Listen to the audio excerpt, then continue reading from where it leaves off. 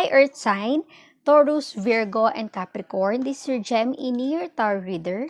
Earth sign, alamin natin kung ano ang iyong energy. Earth sign, just a reminder, this is a general reading. So this may or may not resonate with you, so don't take it personally. This is just a guide. Earth sign, give me your energy. Ano ang sitwasyon na na-encounter or ma-encounter mo? Earth sign, Taurus, Virgo, Capricorn. Give me your energy. Earth sign. You have 7 of Swords. An air sign. Aries, Leo, and Sagittarius, maaaring involved sa iyong sitwasyon. 7 of Wands. A fire sign. An air sign, Gemini, Libra, Aquarius, and a fire sign, Aries, Leo, and Sagittarius. So, may ganong sign na involved sa iyong sitwasyon. You have Death, 3 of Wands, and Knight of Wands. Tingin ko you're struggling with something, Taurus. Parang sa ngayon, meron kang pilit na ino-overcome sa iyong buhay, sa iyong sitwasyon. Pinipilit mo na mapagtagumpayan kung ano yan nangyayari sa iyong buhay. You have this cheating, betrayal in your energy. You know why? Maaaring sa trabaho, sa career, sa business, sa love life, may taong hindi totoo sa'yo. Kaya, you have this energy. 7 of Wands. Pilit mong ino-overcome yung negative energy ng person na ito. Feeling ko malapit siya sa'yo. Kasi nahihirapan ka eh. You're struggling with your situation. Kung nahihirapan ka sa iyong sitwasyon, ibig sabihin nun, may nagpapahirap sa'yo. But you have that new opportunity in your life. Kaya huwag kang bibitaw sa iyong sitwasyon, sa iyong energy. May magandang nag-aantay sa'yo, di ba? Find your way. You have 3 of Wands. Hanapin mo yung tamang landas para sa'yo. Marami diyang nakalaan para sa'yo. Make a move. Once alam mo na kung ano yung talagang meant for you. Yung talagang desidido ka to take this to the next level. Di ba? New beginning in your life. New opportunity in your life. New hope. New chance. So, pag nahanap mo na ang nararapat para sa iyong energy, huwag ka na magpatumpik-tumpik. Make an action. Make a move. Alisin mo na yung energy na parang you're struggling. Kung nahihirapan ka sa energy na yan, huwag kang magstay. Kasi hindi yan maganda sa buhay. Hanapin mo yung sarili mo. Hanapin mo yung magpapamotivate sa'yo. And make a move about it. 4 of Wands. 4 of Cups. A water sign. Cancer, Scorpio, Pisces. The Hermit. A strong Virgo sign in your energy. 10 of Wands. A fire sign again. King of Cups. A water sign. And King of Wands. A fire sign. So, nakita mo, Taurus, you have 7 of Swords and 4 of Cups. Ngayon, nung na-experience mo yung feeling betrayed by someone, hindi ka na nagtiwala. Mahirap ka nang magtiwala sa iba. Kasi nasaktan ka na eh, niloko ka na. Para bang yung trust mo nasira na because of that. You've just realized kung gaano yung kalala yung ginawa ng person na ito. Feeling ko malapit siya sa puso mo. Hindi mo akalain na magagawa niya yun sa'yo. Kaya you've closed your mind and heart for this person. Siguro nagbibigay siya ng apology. Hindi mo tinitake. Kasi nga hindi ka pa ready. Hindi ka pa handa for that situation. Kasi nasaktan ka, niloko ka. You have 7 of Wands and the Hermit. Diba? Earth sign, you see yourself na nag-struggle ka. Nararamdaman mo, nafe-feel mo na, minsan kunu-question mo na yung sarili mo, bakit ako nag-stay sa ganitong sitwasyon? Na kaya ko namang i-let go ito and find my way out. Diba? You have this kind of realization right now, Earth sign, na I can do better. Hindi ko kailangang ma-stuck sa ganitong sitwasyon. Hindi ko kailangan na manatili sa ganitong sitwasyon na hindi naman nagbibigay sa akin ng improvement, passion, motivation sa buhay. Diba? You've just realized na you deserve better. Earth sign. You have Death and 10 of Wands. Gaya na sabi ko, you have hope in your life. Yung pag-struggle mo na pinagdadaanan mo sa buhay mo, sa sitwasyon mo, you can move on from that energy. Diba? There's hope in your reading. Ibig sabihin, may chance if you just find way to have this new opportunity, new chance in your life, new beginning. Ibig sabihin, new beginning, death, is something na kung ano yung pinagdaanan mong paghihirap, challenges from the past, ma-overcome mo yun, and there's a new hope, new light para sa'yo. Diba, yung paghihirap mo before, alisin mo na yan sa buhay mo, at harapin ang bagong umaga na may pag-asa sa buhay. You have 3 of Wands and King of Cups. Diba? Find your way out. Find your way to find yourself. Yung sitwasyon na alam mong doon ka sasaya.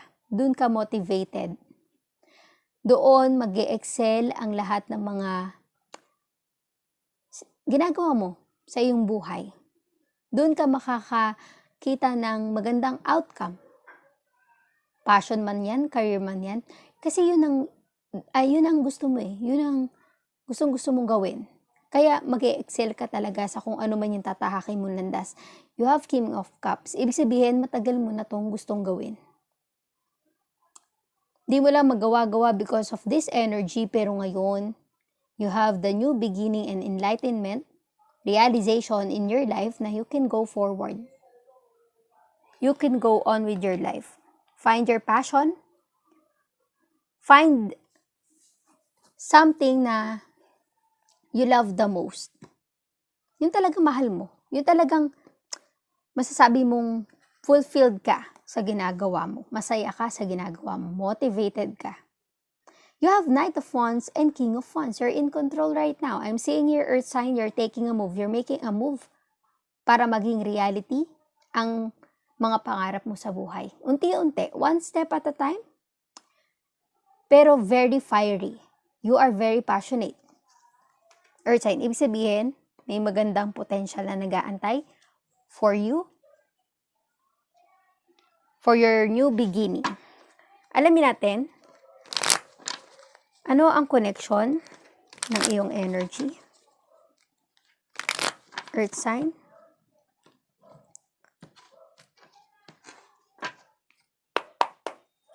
With 7 of Swords and 4 of Cups. The Fool, di ba?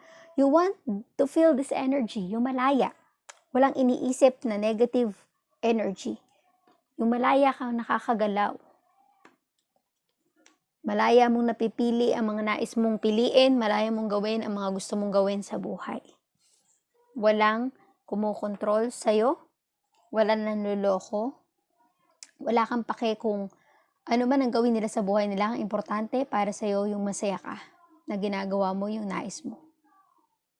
This is something na parang a freedom. A freedom from your situation. From negative situations in your life. Tignan natin ang 7 of Wands and the Hermit. Justice. Diba? You deserve this. You deserve to have a new life, new beginning, new passion. Diba? Kasi nag-struggle ka before, and then now you realize na you don't deserve this, you deserve something better. Justice will be served. Diba? Kung pinaghirapan mo, nag-effort ka sa iyong past situation, ibabalik yun sa'yo. Justice will be served, meaning to say, yung paghihirap mo, mawawala na. Para maging balanse ang energy ng iyong sitwasyon. Earth sign. You have Death and 10 of Wands. Di ba? Pilit mong kinakaya yung problema mo from the past and you're moving on. The Chariot. A strong sign of Cancer and a strong sign of Libra you have in your energy. Diba? You're making action. You're making the right decision right now. Earth sign. Alam mo sa sarili mo na ito yung tamang gawin. Ito yung landas na gusto mong tahakin kasi ito yung pangarap mo. You're making a move. Hindi ka stuck, hindi ka stagnant. Tignan natin ang 3 of Wands with King of Cups. Knight of Swords. Diba? Taking action. Kasi matagal mo nang inaantay itong new opportunity na to. Matagal mo na itong pinapangarap na dumating sa buhay mo. And this is it. Unti-unti na siyang dumadating sa'yo. So, wag mong hayaan na makalagpas itong opportunity na ito. Itong passion na gusto mong gawin mo na. Wag mo na ipagpabukas. Para unti-unti, nagkakaroon ka na ng progress. Unti-unti, na-uplift na yung feelings mo. Kasi, dito ka masaya. Ito yung nagbibigay sa'yo ng motivation. So, pursue it. You have 5 of Wands. Diba? Even though na maraming struggle na pagdadaanan mo, maraming mga disagreement, di pagkakaunawaan, miscommunication, this is something na parandalian lang kasi itong ginagawa mo or tinatahak mo landas, ito yung nagpapasaya sa'yo eh. So kung ano yung mga problemang ibabato dyan sa mga pangarap mo, sa landas na tinatahak mo, mau-overcome mo. Kasi masaya ka dyan eh. Mahal mo yung ginagawa mo. Kapag mahal mo ang ginagawa mo, baliwala sa'yo ang problema, mga challenges sa buhay. Diba? Pero kapag hindi mo gusto ang ginagawa mo at meron pang mga taong nanluloko sa paligid mo, that is something na hahatak sa'yo, pababa. So you have to find the new way to have a new life. Alamin natin ang advice from Oracle Guide for your energy, Earth sign, Taurus, Virgo, and Capricorn. Earth sign. Give me some message and advice for Earth sign. Message and advice for Earth sign.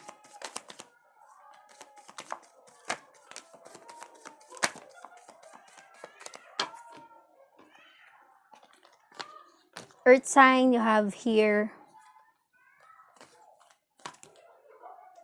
your hard work is paying off. Diba? May nakakakita ng galing mo. May nakaka-appreciate. Ibig sabihin, may magandang outcome yan. Yung paghihirap mo, pagsusumikap mo na gawin yung mga bagay na you are passionate about. Kasi alam mo yung pag nagtanim ka ng magandang energy sa gusto mong bagay, maganda ang magiging resulta nun sa'yo. Kaya your hard work is paying off.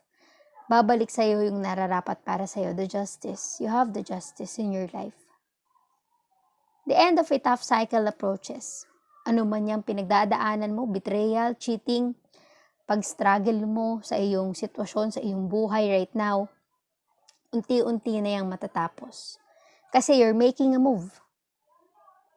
Ginagawa mo na yung bagay na magpapasaya sa'yo. Kaya nagbabago na rin ang takbo ng buhay mo. Unti-unti ka nagkakaroon ng motivation sa buhay. Unti-unti ka nagkakaroon ng new beginning. Bagong pag-asa. Believe in the impossible. Earth sign. Diba? Just trust. Wag mong pagdudahan ng sarili mo. Alisin mo yung doubt sa sarili mo. Kung hindi mo kaya, isipin mo, believe in the impossible. Emotions are running high. So much high. You know why? Because you are very much excited about this new opportunity for you. This is something na makakalimutan mo lahat ng problema mo, lahat ng mga sitwasyon sa buhay mo kapag gusto mo at mahal mo ang ginagawa mo. Nothing will come of this situation if you will not take action. Tandaan mo, kung may pangarap ka, gawin mo ang makakaya mo para maabot ang pangarap mo. Pero, kung wala kang gagawin, walang mangyayari sa mga pangarap mo. Kaya, it's time to take action. Earth sign, just trust. because you deserve to have a successful life. It's time to take action. So thank you, Earth sign, Taurus, Virgo, Capricorn. Please like, share, comment, and subscribe for more videos. Thank you, Earth sign.